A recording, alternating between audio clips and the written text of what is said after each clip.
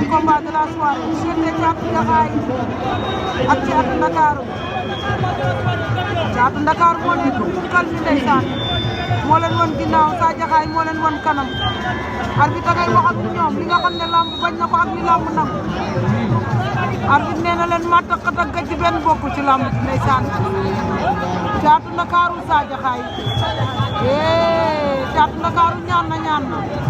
keroog Sa Diakhaay nee na ko ngand amul taxul nga mën fi kenn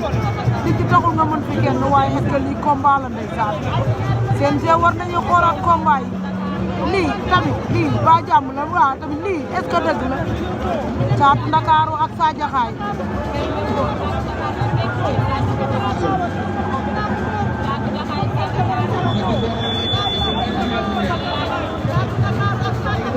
Thiatou Ndakaaru ak Sa Diakhaay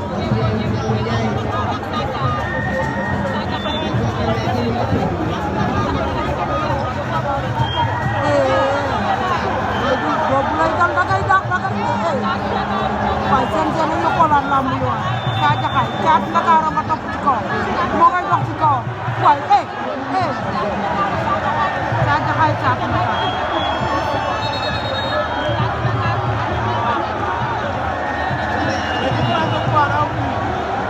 lii du yoon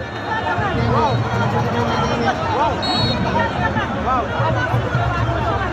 ah mais man gis naa différence bu baax waaye lii du yoon Sa Diakhaay door na Thiatou Ndakaaru Sa Diakhaay añ na la takk na la waa takk na la takk na ko Sa Diakhaay bañ na Sa Diakhaay ngay bañ Sa Diakhaay ngay bañ mbay lamb waaye dañ doon waa nekk la xam na ko ne ko digg dëgg ko gën de ay baax Sa Diakhaay ngay door na Thiatou Ndakaaru ngay wut fu mu jàpp